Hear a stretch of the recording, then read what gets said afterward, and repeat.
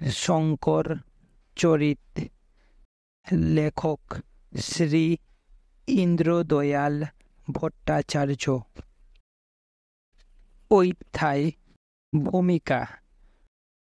কোন পথে জীবন পরিচালিত করিতে পারিলে মানব ইহ পরলোকে যথাসম্ভব নির্বিবাদে সুখ ভোগ করিয়া অন্তিমে সাক্ষাৎ নিঃশ্রেয়স মোক্ষ লাভ করিতে সক্ষম হয়, সেই পথ যদি নির্ণয় করিতে হয়, তাহা হইলে প্রথমে ভগবান শুকদেব এবং তৎপরে ভগবান শঙ্করাচার্যের জীবন আমাদের বোধ হয় সর্বশ্রেষ্ঠ আদর্শ।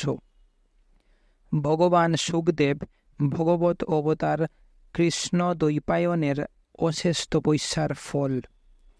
ব্যাস আদর্শ জ্ঞানী পুত্র লাভার্থ যে তপস্যা করেন, তাহার ফল শুকদেব। আদর্শ জ্ঞানযোগী সম্পূর্ণ নিষ্কলঙ্ক জীবন, মুখ্যের সর্বশ্রেষ্ঠতম আদর্শের অধিকারী ভগবান শুকদেব। পুরাণে আছে, শুকদেব মায়াময় সংসারে প্রবেশের ভয়ে মাতৃগর্ভেই বাস করিতেছিলেন, ভূমিষ্ঠ হন নাই। ব্যাসদেব সন্তান জন্মের ইহাই বিলম্বের হেতু জানিয়া ভগবান বিষ্ণুর শরণাপন্ন হন। তিনি ব্যাসের উপর দয়া পরবশ হইয়া গোশৃঙ্গে ষোড়শোপস্থিতি কালমাত্র সংসার হইতে মায়া অপসৃত করিতে সম্মত হন, আর মহাত্মা শুকদেব সেই অবসরে জন্মগ্রহণ করেন। শুকদেবের জ্ঞানযুগে শ্রেষ্ঠতম অধিকার ও সম্পূর্ণ নির্দোষ জীবনের এই আখ্যায়িকাটি একটি পরিচায়ক।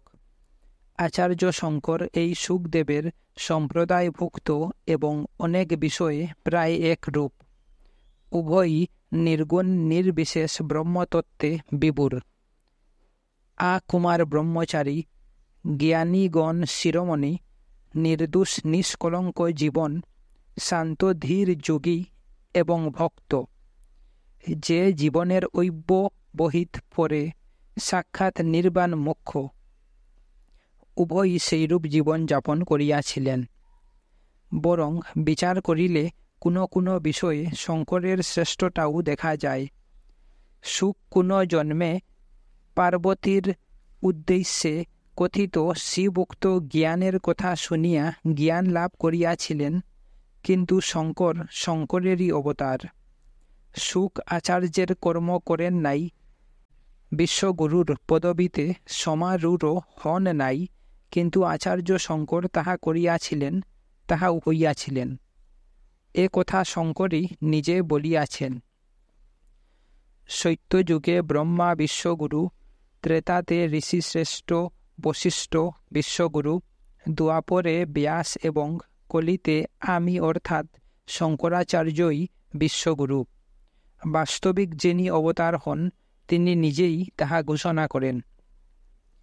আজ এই আসরিক বা ভৌতিক সভ্যতার দিনে যে পরপ্রধানত হিন্দুর ধর্ম মাথা তুলিয়া রহিয়াছে, অলৌকিক তত্ত্বের পরম রহস্যের জন্য যে সেই আসরিক বলদৃপ্ত ভৌতিক সভ্যতাভিমানী সন্তান হিন্দুর শাস্ত্র আলোচনা করিতেছে, তাহার কারণ অনেক পরিমাণে শঙ্করের কীর্তি।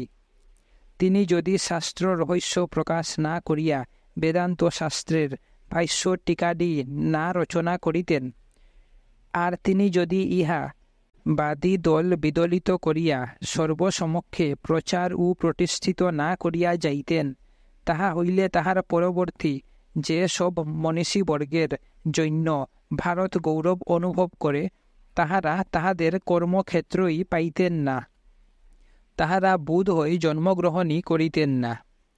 পরবর্তী অনেক মনীষী তাহার মতের প্রতিবাদ করিয়া সাধারণের নিকট মহা গৌরবভাজন হইয়াছেন এবং এখনও অনেকে হইতেছেন। বস্তুত কাহার আদেশ মানিয়া চলিব, ইহা যদি স্থির করিতে হয়, তাহা হইলে বোধ হয় সর্ববাদী সম্মত ইহাই হইবে যে, যিনি নিজে সাধক হইয়া সিদ্ধিলাভ করিয়া গ্রন্থমধ্যে সত্য স্বয়ং লিপিবদ্ধ করিয়াছেন, তাহার উপদেশ পালনীয়। এই তিনটির একটি না থাকিলেই আর তাহার কথা মানিয়া চলা যায় না। কারণ সাধক জীবন শূন্য সিদ্ধি ব্যক্তি, অর্থাৎ যাহারা আজন্ম সিদ্ধ, সাধনের অপেক্ষা যাহাদের নাই, তাহারা গ্রন্থ রচনা করিলে তাহা সাধকের অভাব মোচনে ততদূর উপযোগী হয় না। রাজপুত্র যেমন দরিদ্রের দুঃখ বুঝে না, সুতরাং দারিদ্র মোচনে তত উদ্যোগী হয় না।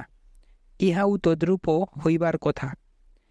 আর সিদ্ধ না হইয়া সাধক অবস্থায় গ্রন্থ লিখিয়া সত্য প্রচার করিলে তাহাও পালনীয় নহে, কারণ তাহাতে ভ্রম প্রমাদের সম্ভাবনা আছে।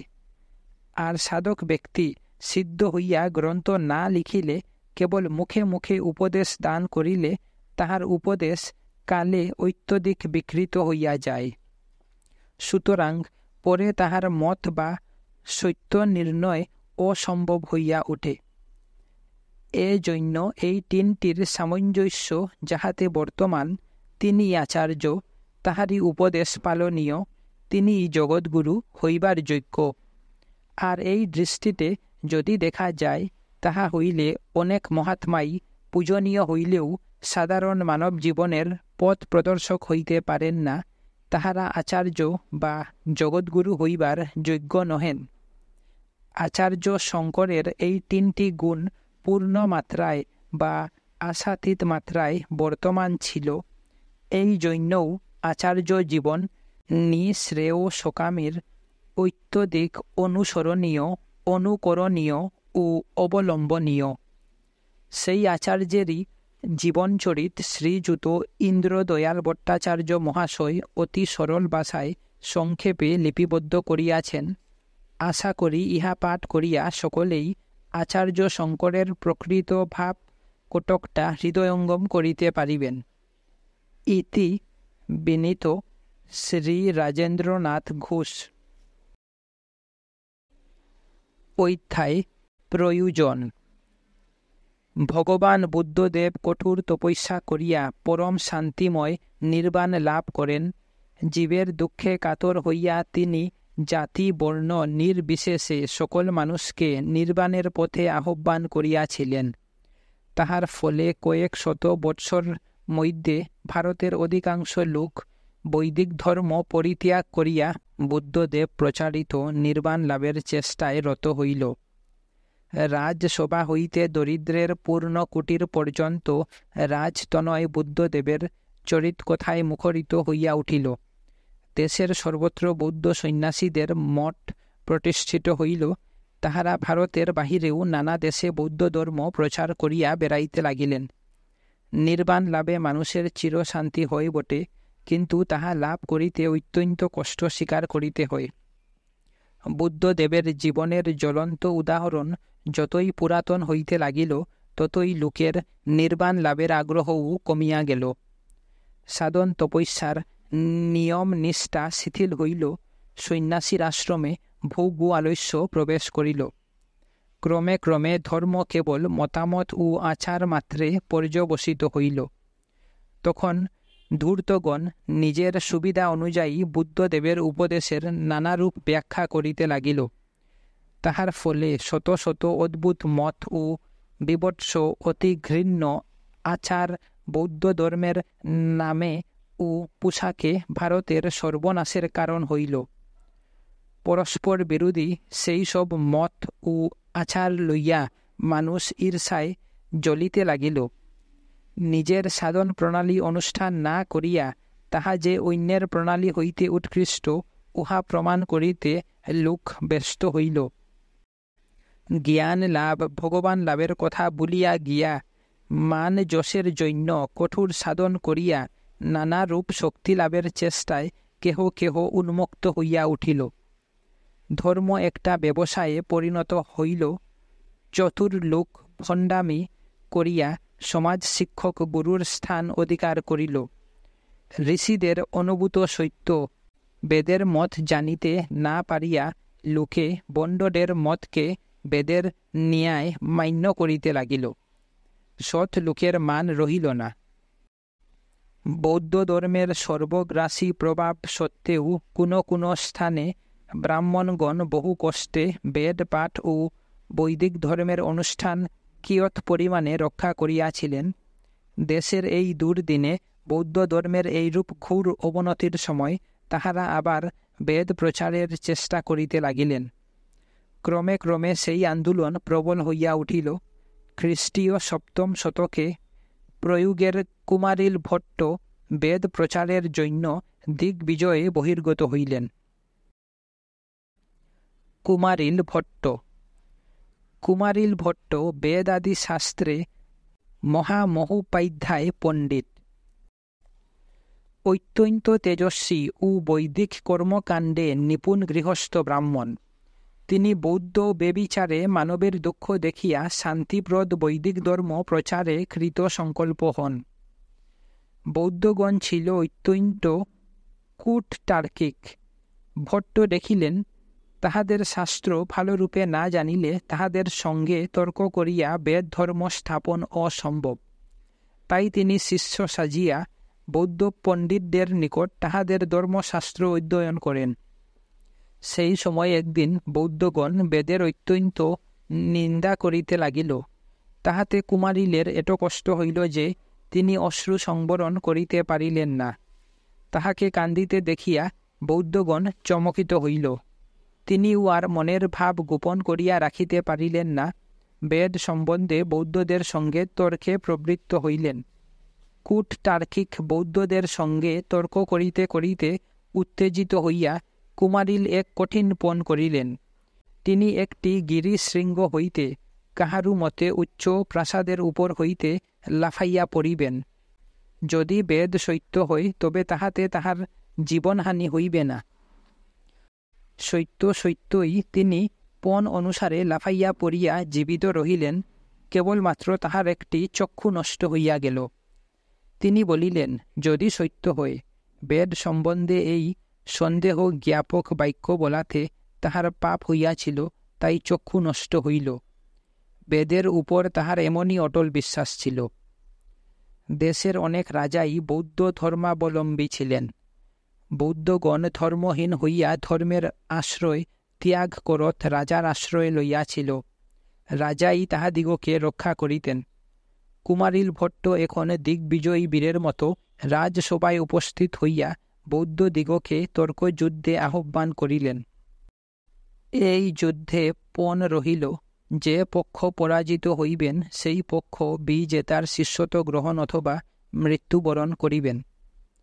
এই ভীষণ পণের কথা শুনিতেও ভয় হয়। কিন্তু বৌদ্ধগণ বুদ্ধির অহংকারে, বিদ্যার দম্বে ও নলে পতঙ্গের মতো ব্রহ্মতেজে উদ্দীপ্ত ভট্টবাদের তর্কাগ্নিতে দগ্ধ হইতে ছুটিল। তাহার সঙ্গে তর্ক করিয়া কেহই জয় লাভ করিতে পারিল না। যাহারা প্রকৃত ধর্মপিপাসু, নিজেদের ভ্রম বুঝিতে পারিয়া তাহারা ভট্টের শিষ্যত্ব গ্রহণ করিল।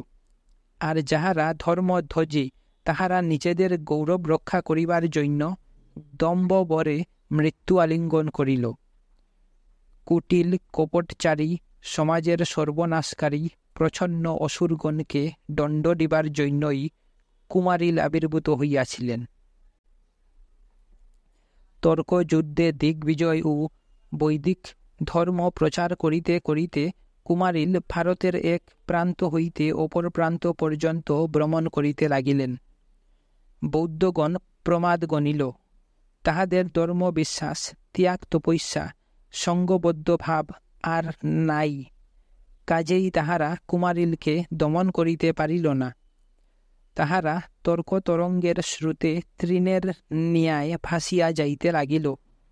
তখন রেলগাড়ি বা ডাকের ব্যবস্থা ছিল না। কুমারিলের বিজয় কাহিনী কত রূপে রঞ্জিত অতিরঞ্জিত হইয়া ভারতময় প্রচারিত হইল। দেশে এক বিরাট ধর্ম আন্দোলন উপস্থিত হইল। বেদ পাঠ ও যজ্ঞানুষ্ঠানে ভারতের অবৈদিক ভাব দূর হইতে লাগিল।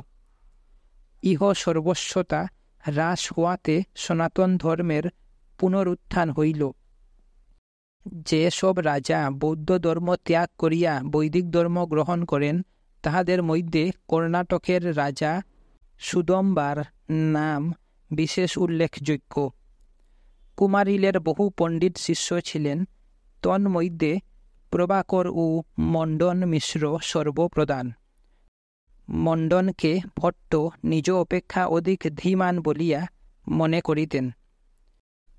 কুমারিল বৌদ্ধদিগকে পরাজিত করিবার উদ্দেশ্যে কপট শিষ্য সাজিয়া বৌদ্ধশাস্ত্র অধ্যয়ন করেন। শিক্ষা শেষ হইলে বিজেতার ধর্ম গ্রহণ করিতে হইবে অথবা স্বেচ্ছায় প্রাণ ত্যাগ করিতে হইবে, এই পণ রাখিয়া তিনি বৌদ্ধদিগকে তর্ক প্রতিযোগিতায় আহ্বান করেন। পণ অনুসারে তাহার শিক্ষক আত্মহত্যা করিতে বাধ্য হন।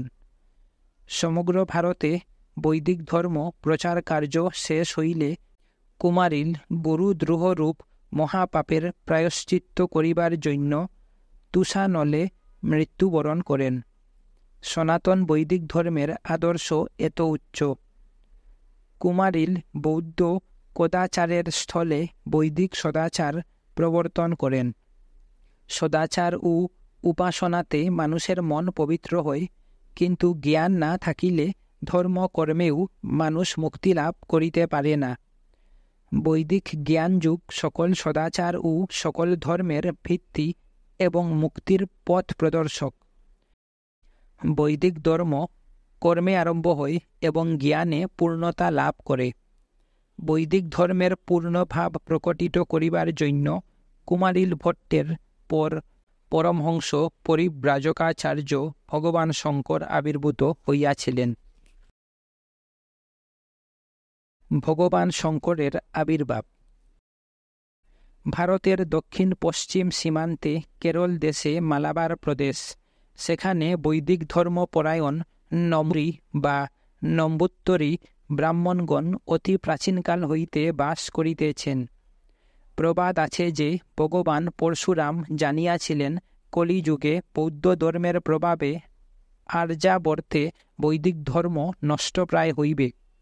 বৈদিক ধর্ম যাহাতে তখনও অবিকৃত থাকে, তদ উদ্দেশ্যে তিনি একটি বৈদিক ব্রাহ্মণকুল আর্যাবর্ত হইতে দক্ষিণাপথের মালাবারে আনিয়া প্রতিষ্ঠিত করেন। তদবধি তাহারা এখনও পর্যন্ত প্রাচীন বেদাচার রক্ষা করিয়া আসিতেছেন। খ্রিস্টীয় 7ম শতকে মালাবারে কালাড়ি গ্রামে নম্বরী ব্রাহ্মণ বংশে শিবগুরু নামে এক নিষ্ঠাবান ব্রাহ্মণ ছিলেন। তাহার পত্নী বিশিষ্টা দেবী তাহারই ন্যায় ধর্মকর্মে নিরতা থাকিতেন। শিবগুরুর বিবাহ করিয়া সংসার ধর্ম করিবার ইচ্ছা ছিল না। পিতার একমাত্র পুত্র বলিয়া তাহার বিশেষ আগ্রহে বিবাহ করিতে বাধ্য হন। অনেক বয়স পর্যন্ত তাহার কোনো সন্তান জন্মগ্রহণ করিল না। শেষ বয়সে পতি পত্নী পুত্রার্থে শিবের আরাধনা করেন। শিবের বরে তাহাদের এক পুত্র সন্তান জন্মগ্রহণ করিল। তিনি 608 শকাব্দের 686 খ্রিস্টাব্দ 12 বৈশাখ শুক্লা তৃতীয়া মতান্তরে পঞ্চমী তিথি শিবগুরু ইষ্টদেবের নামানুসারে পুত্রের নাম রাখিলেন শঙ্কর। শঙ্কর অতি শিশুকালেই অমানসিক প্রতিভার পরিচয় দিলেন। 1 বৎসর পূর্ণ হইতে না হইতে মাতৃভাষায় সকলের ন্যায় কথাবার্তা বলিতে লাগিলেন। 2-3 বৎসর বয়সে পিতা মাতার মুখে পুরাণের গল্প শুনিয়া অবিকল পুনরাবৃত্তি করিতে সমর্থ হইলেন। তিনি ছিলেন শ্রুতিধর, যাহা শুনিতেন তাহাই মনে রাখিতে পারিতেন। তাহার 3 বৎসর বয়স পূর্ণ হইবার পূর্বেই শিবগুরু দেহ ত্যাগ করিলেন। বংশের রীতি অনুসারে বিশিষ্টা দেবী পুত্রকে 5ম বর্ষে উপনয়ন দিয়া বেদ পাঠের জন্য গুরুগৃহে প্রেরণ করিলেন। গুরু মুখে শাস্ত্রবাক্য শুনিবা মাত্র অসামান্য স্মৃতি ও বুদ্ধি বলে শঙ্কর অর্থসহিত বাক্যগুলি কণ্ঠস্থ করিয়া রাখিলেন। গুরু চমৎকৃত হইয়া অতি আনন্দের সহিত অনবরত শিক্ষাদান করিতে লাগিলেন। 2 বৎসরের মধ্যে শঙ্করের বেদ বেদাঙ্গ পাঠ সমাপ্ত হইল। তখন তাহার বয়স 60 বৎসর মাত্র। বৈদিক ধর্মানুসারে শিক্ষার সময় সহিষ্ণুতা ও বিনয় অভ্যাসের জন্য ছাত্রগণকে ভিক্ষা করিয়া খাইতে হয়। একদিন শিশু শঙ্কর ভিক্ষা করিতে এক দরিদ্র ব্রাহ্মণের গৃহে উপস্থিত হন। শিশু শঙ্করের প্রতিভাদীপ্ত মুখখানি দেখিয়া ব্রাহ্মণের হৃদয় স্নেহে গলিয়া গেল, কিন্তু তাহার গৃহে শঙ্করকে দিবার মতো কিছুই ছিল না।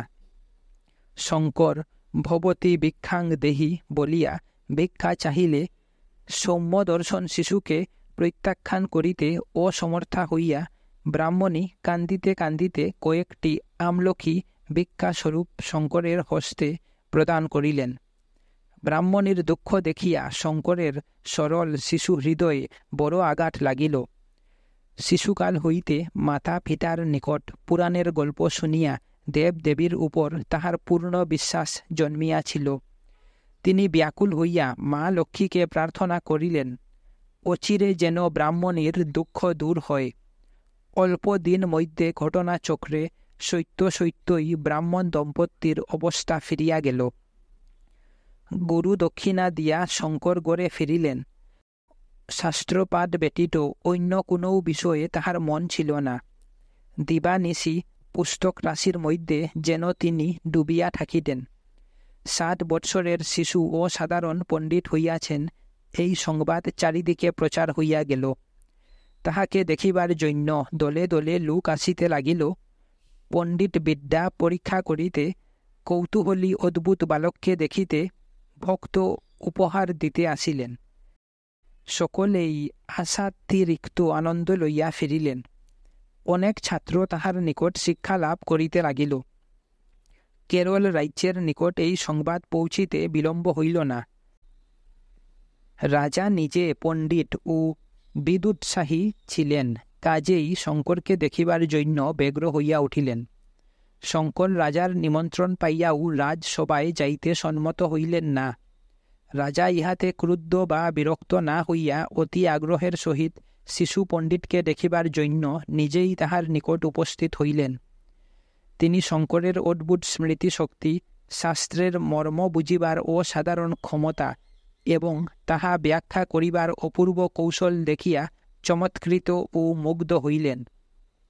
গুণী লেখক পুরস্কৃত করা রাজার কর্তব্য, তাই তিনি শঙ্করকে বহু ধন দিতে চাহিলেন। শঙ্কর কিছুই গ্রহণ করিতে সম্মত হইলেন না। সমুদয় ধন দরিদ্র দিগকে দান করিতে উপদেশ দিলেন। আলুয়াই নদী তখন শঙ্করের বাড়ি হইতে দূরে ছিল।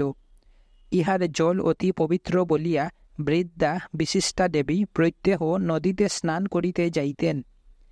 একদিন গ্রীষ্মকালে তাহার স্নান করিয়া ফিরিতে অত্যন্ত বিলম্ব হইতেছে দেখিয়া শঙ্কর মাকে খুঁজিতে বাহির হইলেন। কিছু দূরে গিয়া তিনি দেখিলেন জননী মূর্ছিতা হইয়া মাটিতে পড়িয়া আছেন। এই দৃশ্য দেখিয়া তিনি বড় ব্যথিত হইলেন। সেবা শুশ্রূষায় মূর্ছাভঙ্গ হইলে মাকে বাড়িতে লইয়া আসিলেন এবং সরল প্রাণে নদীর নিকট প্রার্থনা করিলেন, যেন কাল হইতে নদী তাহার গৃহের নিকট দিয়া প্রবাহিত হয়। বিশ্বাসের অসাধ্য কিছুই নাই। পরদিন সকালে গ্রামবাসী দেখিয়া আশ্চর্যান্বিত হইল যে আলুয়াই নদীর স্রোত শঙ্করের বাড়ির পাশ দিয়া বহিয়া যাইতেছে। বৃদ্ধা বিশিষ্টা দেবীর যাতায়াতের কষ্ট দূর হইল। এইসব ঘটনায় বৃদ্ধার আনন্দ হইত বটে, কিন্তু কি এক অজ্ঞাত আশঙ্কা কখনো কখনো হৃদয় উত্থিত হইয়া তাহাকে বিষণ্ণ করিত। শঙ্করের অলৌকিক প্রতিভা সমাজের সকল প্রকার লোককেই আকর্ষণ করিত। একদিন কয়েকজন জ্যোতির্বিদ পণ্ডিত শঙ্করের কুষ্টি গণনা করিয়া দেখিবার জন্য কৌতূহলী হইয়া আসিলেন। মাতাও অসাধারণ পুত্রের ভবিষ্যৎ জানিবার জন্য আগ্রহান্বিতা হইলেন। পণ্ডিতগণ জাতপত্র গণনা করিয়া অত্যন্ত আনন্দিত হইলেন, কারণ এমন রাশি নক্ষত্রের সমাবেশ মানুষের ভাগ্যে ঘটে না। মাতাও শুনিতে শুনিতে উৎফুল্ল হইলেন। সহসা পণ্ডিতগণ বিমর্ষ ও গম্ভীর হইয়া পরস্পরের প্রতি ইঙ্গিত করত গণনা বন্ধ করিলেন। মাতৃহৃদয় আশঙ্কায় কম্পিত হইয়া উঠিল। সব কথা খুলিয়া বলিবার জন্য বিশিষ্টা দেবী পণ্ডিতগণকে নির্বন্ধ সহকারে অনুরোধ করিতে লাগিলেন। পুত্রের অকাল মৃত্যুর কথা মায়ের নিকট প্রকাশ করা বড় কঠিন, কিন্তু যে ঘটনা অল্পদিন পরেই ঘটিবে তাহা গোপন করিয়াই বা কি ফল। বিশেষত যেভাবে সহসা গণনা বন্ধ করিতে হইল, বৃদ্ধার মনে দারুণ আশঙ্কা হইবারই কথা। এই রূপ ভাবিয়া পণ্ডিতগণ প্রকাশ করিয়া বলিলেন যে শঙ্করের আয়ু 8 বৎসর মাত্র, তবে তপস্যায় আরও 8 বৎসর বর্ধিত হইতে পারে। যাহার মৃত্যুর আর কয়েকদিন মাত্র বাকি আছে, তাহার ও তাহার মাতার মনের অবস্থা সহজেই অনুমান করা যায়। বিশেষত বিশিষ্টা দেবীর এক পুত্র বই সংসারে আর কেহ নাই, এবং সেই পুত্র রূপে গুণে অতুলনীয়। তিনি ব্যাকুল হইয়া দিবানিশি ভগবানকে ডাকিতে লাগিলেন। শঙ্কর শাস্ত্র পাঠে জানিয়াছেন যে জ্ঞান লাভ না করিয়া মরিলে আবার জন্মিয়া ত্রিতাপে দগ্ধ হইতে হয়। তিনি ভাবিতে লাগিলেন, এত অল্প সময়ে জ্ঞান লাভ সম্ভব নহে, তবে শাস্ত্রে আছে সন্ন্যাস গ্রহণ করিলে পরকালে সদ্গতি হয়। তিনি মায়ের নিকট মনের ভাব প্রকাশ করিলেন। এই অবস্থায় মায়ের পক্ষে কোনো সিদ্ধান্ত করা দুষ্কর। একদিকে মৃত্যু, অপরদিকে সন্ন্যাস, উভয়ই মায়ের পক্ষে দুঃসহ। দারুণ দুশ্চিন্তায় মাতা পুত্রের দিন কাটিতে লাগিল। একদিন শঙ্কর স্নান করিতে আলুয়াই নদীতে নামিয়াছেন, এমন সময় এক কুমির তাহাকে আক্রমণ করিল। তিনি চিৎকার করিয়া উঠিলেন। তথায় উপস্থিত লোক সকল কোলাহল করিতে লাগিল, কিন্তু জীবন বিপন্ন করিয়া কেহই শঙ্করকে রক্ষা করিতে সাহস পাইল না। গোলমাল শুনিয়া মাতা ছুটিয়া আসিলেন।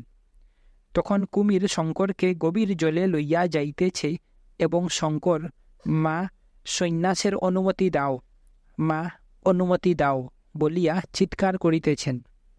জননীর বুঝিতে বাকি রহিল না যে পুত্রের আয়ু নিঃশেষ প্রায়।